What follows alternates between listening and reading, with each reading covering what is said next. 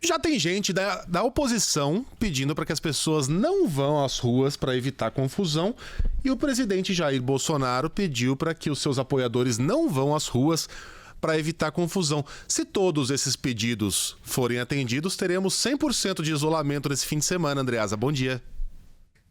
Bom dia, Megali, bom dia, pessoal. Bom dia. A preocupação fundamental, original, que às vezes vai esquecida, é que nós estamos no meio de uma pandemia, há uma peste entre nós, e se criticava a presença de manifestantes, os patriotas bolsonaristas nas ruas, e se criticávamos e criticamos, a mesma crítica precisa ser estendida para aqueles que vão às ruas protestar contra o bolsonarismo, né? Não é recomendável nesse momento.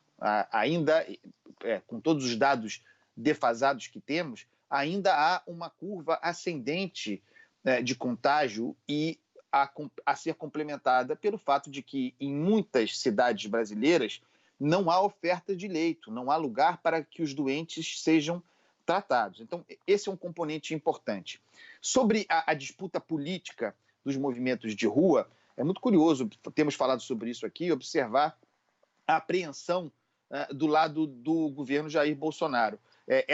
Esse discurso do presidente de que não, para os seus, né, para os movimentos que ele comanda, para os movimentos aos quais ele tem acesso, pedindo que não vão à rua, tem uma dupla dimensão. A primeira é aquela de criar uma defesa para caso os movimentos de rua contra o seu governo, ditos pró-democracia e antifascistas, caso esses movimentos sejam muito grandes, tenham muito volume de gente e superem o volume dos apoiadores bolsonaristas, ele possa dizer, olha, não, houve uma desmobilização, eu não convoquei, para que não haja uma derrota narrativa. Esse é um componente. Mas o outro, mais importante, é uma aposta em que, não tendo os seus manifestantes nas ruas, estando apenas aqueles que são contrários ao seu projeto de poder, que é um projeto de poder autocrático, que tem e desenvolve um discurso golpista, sim, que estando apenas esses na rua, e certamente também estando a polícia, e a polícia é um elemento muito importante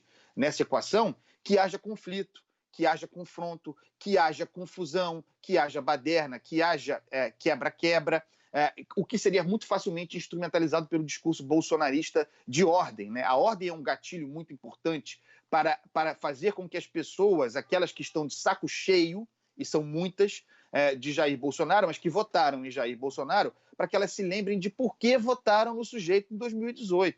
Então, tem uma armadilha apresentada aí para os movimentos de rua, esses que estão marcando eventos para o próximo domingo. E aí tem a dúvida também sobre quem comanda esse movimento. Eu não acredito, com base na experiência que eu tenho e na história da humanidade, que movimentos como esse, do modo como se deu, não tenham um comando, o que não quer dizer que não sejam espontâneos. Movimentos espontâneos também têm comando. Então, eu tenho curiosidade para saber quem reivindicará esse comando e se uma vez reivindicando, e isso se percebe pela ascensão de lideranças, se o movimento ganhará corpo, deixando essa pauta difusa, legítima, mas difusa, pró-democracia, antifascismo, para assumir uma bandeira concreta, Megali, que seria, por exemplo, a bandeira pró-impeachment. Essa sim, capaz, a meu ver, a gente já falou sobre isso ontem, a margem, tudo mais constante, a margem para um processo de impeachment contra Jair Bolsonaro é muito pequena. Mas a pequena chance que há está em movimentos de rua ganharem corpo com bandeiras que tenham ligações institucionais. Por exemplo, a bandeira pró-impeachment. Então, há muitas curiosidades aí e há, sobretudo, da minha parte, já falei aqui e repito, o temor de que haja briga de rua, de que haja confronto, de que haja briga entre facções, entre tribos, que é tudo quanto aqueles que investem no caos esperam como gatilho para dar materialidade a um discurso golpista. Eu repito que o papel da polícia é muito importante. Meu principal olhar estará também sobre como as polícias estaduais, que têm, sim, setores bolsonaristas, sim, têm, e que não necessariamente respondem aos seus comandos, como se comportarão essas polícias nas manifestações marcadas para domingo. Ô, Andreasa, você sabe que eu sempre desconfiei muito dessas imagens de políticos sendo carregados em triunfo, né? Tem um quê de sebastianismo em você carregar a pessoa. Mas pelo menos antigamente as pessoas que eram carregadas em triunfo eram grandes personagens pro bem ou pro mal. Não eram personagens como Abraham Weintraub. Mas, ô Megali, as pessoas que eram carregadas nos braços no passado, e normalmente é assim, elas são carregadas por grandes feitos, né? Isso. Por grandes obras, por grandes conquistas, o que absolutamente não é o caso de Abraham Weintraub. Qual é a colaboração de Weintraub para a educação brasileira? Qual é o projeto de Weintraub para a educação brasileira? Como eu sempre digo, ele é a melhor síntese, a mais completa síntese do bolsonarismo no indivíduo. Ele reúne Sérgio Camargo, ele reúne Regina Duarte, ele reúne Ernesto Araújo, ele reúne Damares, tudo num indivíduo só. Nós temos um governo Bolsonaro que é narrativo, que é meramente texto, para o choque, né, para o conflito, de modo que você tem em Abraham Weintraub o melhor e mais completo ministro narrativo.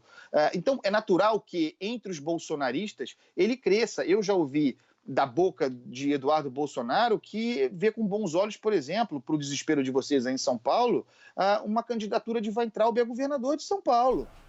Porque ele representa bem esse espírito bolsonarista. Pera. Não fala assim. Peraí, calma aí. Alguém traz um desfibrilador aqui agora. Isso, a gente quase infarta no estúdio, você fala isso como se estivesse falando qualquer coisa, não.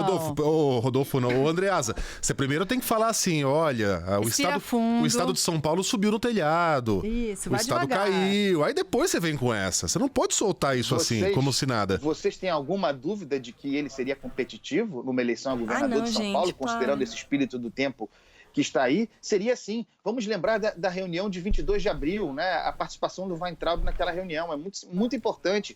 Ele é o ministro que faz subir o tom. Ele é o ministro que começa com as lamúrias, com eu sou vítima, só eu tomo processo aqui, eu sou perseguido. É o discurso bolsonarista de luta contra o sistema, de criminalização da atividade política, de criminalização das instituições da República. Esse é o discurso que faz com que todo mundo suba o tom depois, inclusive o presidente da República. Então, outro dia o presidente o condecorou. Eu vejo muita especulação sobre a debacle de Abraham Weintraub, não sei, não conheço o que se passa na cabeça dessa gente, mas ele me parece cumprir um papel importante ali. Essas confusões que ele gera com frequência, inclusive o modo como ele centraliza atenções, isso serve também para poupar o presidente, né? Serve de gordura, uma espécie de cordão de isolamento. Ele chama atenção, todo mundo olha para o Weintraub e alivia um pouco a pressão sobre o presidente. Então ele é útil, o Abraham Weintraub. Ele só não é o ministro da Educação. Não, de fato não. Ô, Andreasa, bom fim de semana para você. Um abraço, até segunda, meu velho. Não comemore ainda, tá? A sexta-feira não acabou. A sequência de sextas-feiras tem sido um negócio pra Toda gente. sexta-feira é uma sexta-feira 13. O que tem sido? Vamos fazer um retrospecto. Obrigado, o retrospecto. Nelson Teich caiu numa sexta-feira. A divulgação do vídeo da reunião do dia 22 foi numa sexta-feira. Antes do Teich teve outra. Mandetta foi numa sexta-feira? Mandetta foi numa sexta? Talvez tenha sido. Será? Teve alguma coisa do Moro numa sexta-feira também. A saída do Moro. A saída do Moro, o discurso do Moro. Foi a saída? Foi. O discurso, aquele discurso de saída, foi sim. E depois o discurso de Bolsonaro no fim da tarde, foi numa sexta-feira sim. Portanto, apertem os cintos. Não, tá só começando o dia. Comemorem. Um beijo, Andreasa. Sabe o sextor? Tá cancelado. Faz isso com a gente. Até segunda, Andreasa. Beijo.